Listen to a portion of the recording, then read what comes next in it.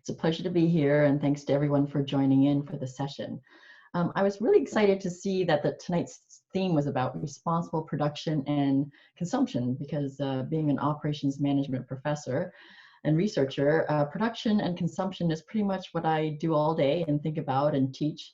So for the next 12 minutes or so, I thought we could explore the notion of responsible production and consumption from a supply chain perspective. So let me just share my slides here for a second. There.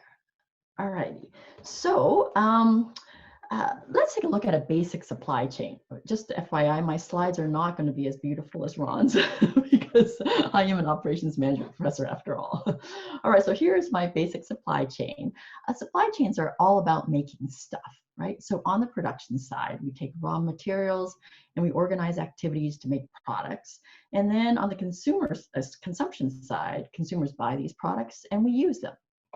So we take, for example, an automobile product, raw materials such as iron ore and silica are extracted from the earth and then transformed in a series of processes, including logistics at the very end, that get these products to consumers and then we use them. Here's another example, a fresh apple that we would buy in a grocery store. Again, raw materials such as soil, trees, and activities, pruning, harvesting, packing, logistics again to get us the products and then we consume them. And so that is the production and consumption part of the supply chain. What about this responsible part that is part of the theme tonight? So the thing is, if we're trying to encourage responsible production and consumption, there must be an irresponsible way of consuming and producing that leads to negative outcomes that we don't want, right? So let's go back to our automobile example here. In the production phase, the extraction of raw materials can deplete natural resources or degrade the environment. During the production process, invariably there's going to be waste streams created, such as pollution, other streams of waste. At the end of the life, the product itself can end up in a waste stream. And there's yet another form of waste, which is these are products that were produced, but were never consumed. And this is possibly the most pernicious kind of waste because not only is the product wasted, but all the resources that were used to make the product upstream in the supply chain were also wasted. So, and then again, we can look at the Apple product, same thing, degradation of the environment, depletion of topsoil, farm runoff, pesticides sprayed on the farm causing negative externalities. We could have excess apples that are wasted. We could, ugly fruit that is not sold and used, that's perfectly edible. And then we end up with an apple core waste product, which doesn't look so bad on its own, but when it's added to tons of other stuff that ends up in landfill, then this can also be an environmental hazard. All right, so in a nutshell, that's a supply chain perspective of responsible or irresponsible production and consumption.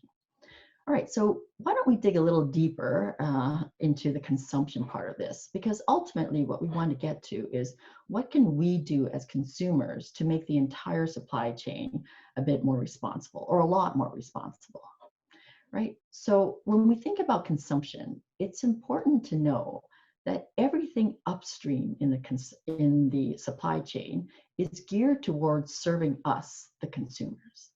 And to serve us, what the supply chain is striving to learn is what do consumers want, how much do we want, when do we want it, where do we want it.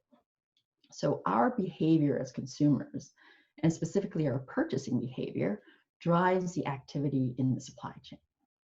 Now, there are two words that capture how consumer behavior can drive undesirable environmental and social outcomes in the supply chain.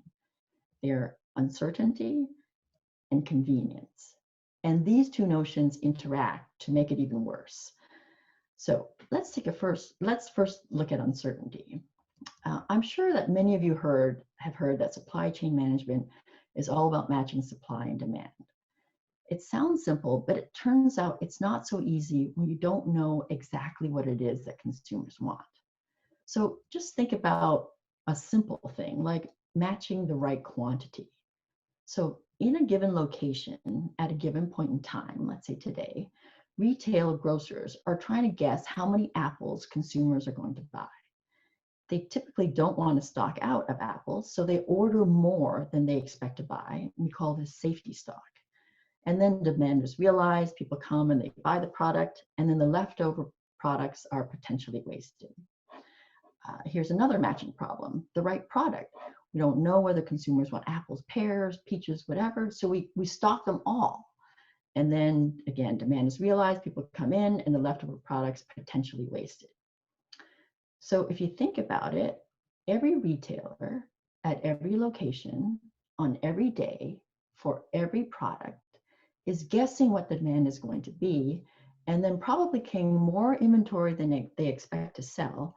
And this creates the potential for a lot of wasted product.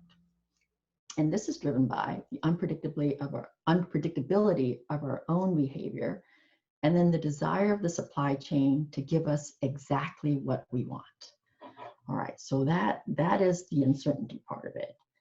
Now let's take a closer look at convenience. Convenience plays a huge role in all sorts of things that happen in the supply chain, but it plays a particularly large role in the disposition of end-of-life product. It is extremely convenient, certainly for us in Canada, to dispose of end-of-life products in the trash, which likely ends up in landfill or incineration. This convenience creates a lot of negative environmental outcomes, and we also lose valuable materials that could be recovered and used productively again in other supply chains. Now, let's think about how uncertainty and convenience interact to create some undesirable outcomes in the supply chain. So let's go back to our fresh apple product again. We still have the uncertainty about how many apples or pears, when, where, etc. But now suppose that instead of the whole apple, we really want to consume apple slices. So the question is, who's going to do the work in order to transform this whole apple into apple slices? Well, one possibility is that we buy the apple, we slice it in our homes, and then we generate the apple slices and some waste stream, which is the parts of the core. Now, what might be more convenient is to buy pre-sliced apples in convenient packages. Well, what does it look like what does the process look like for doing this? Well, first of all, there's a lot of very specialized and highly expensive machinery that is dedicated to creating this product. Moreover, it's a very harsh working condition for the people in the plant because the entire environment has to be sterilized in chlorine. So, moreover, this particular product, the sliced apple, can create a lot of waste. For one thing, the sliced apple product is a lot less, the shelf life for this is a lot shorter than the whole apple. These sliced apples can last at most 2 weeks if we're lucky, whereas a whole apple can be stored for months in cold storage. So this sliced apple product is much more likely to go bad before it is consumed. And also during the supply chain, the machinery that slices these apples can only operate on certain size apples. So too small or too big, those are rejected. Tons of cores are also rejected. And then of course, the end of life, this plastic packaging process is also, and it ends up in a waste stream. So this more convenient sliced apple creates a lot of undesirable outcomes in the supply chain. Okay, so that's all kind of the bad news.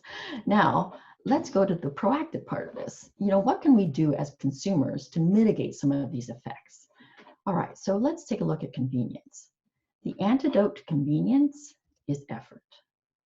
And this applies in spades to end-of-life products. So instead of this convenient trash option that ends up potentially in landfill, a more responsible treatment of end-of-life products is to get them into the reverse supply chain, where products can be reused, refurbished, remanufactured, recycled back into productive uses. Now, the thing is, the first part of this reverse supply chain, the first step, is us as consumers.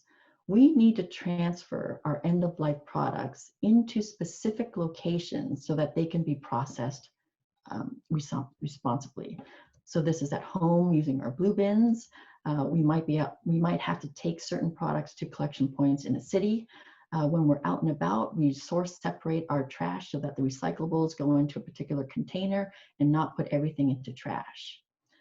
So the amount of effort that we make to separate our end-of-life materials determines the quality of the products that come in the reverse supply chain. All right. So we play a huge and critical role in the reverse supply chain because we're the first step. Nothing happens without us. All right. So here we need to form new habits. Instead of thinking of this as extra effort to responsibly dispose of end-of-life products, we need to make sure that this has become second nature, that it's a natural habit that we have. And absolutely, this depends on the design of the collection system. However, the more willing we are as consumers to use these collection systems, the more incentives companies and municipalities have to offer them and keep improving them. All right, and so what about uncertainty? Well, one antidote to uncertainty is flexibility. We can be flexible about what kind of product we use, be open to substitution, different kinds of apples or pears. If there's a bumper crop of apples in one year, then we accommodate these and we incorporate more of them into our diet. In this particular case, we need to break old habits. If I always make apple pie, well, let me branch out and try out peach or pear cobbler. So eating locally or buying locally, eating seasonally, buying seasonally, these are just different ways of being flexible as consumers in order to accommodate the natural variation in the supply chain. And the more flexible we are as consumers, the more degrees of freedom the supply chain has to reduce the wasted material. All right, now let's take a look at the interaction between these two. Right, this gets to the heart of how we create value in supply chains. It involves product design and the ultimate supply chain structure that delivers this product. Do we choose a product like this whole apple that we sliced at home and generate this kind of waste stream? Or do we choose a product like this packaged pre-sliced apples that requires a mechanized process and generates other types of waste streams like this? So the types of products that we choose to buy and the supply chain activities that are required to deliver them not only affect the end product, it determines the externalities created by the waste streams in the supply chain. It affects how people are employed in the supply chain. It affects who is employed and where they are employed. And this is all driven by our behavior as consumers. All right, so just a summary of this whirlwind tour of supply chains is these two, uncertainty and the pursuit of convenience, can create negative effects in the supply chain.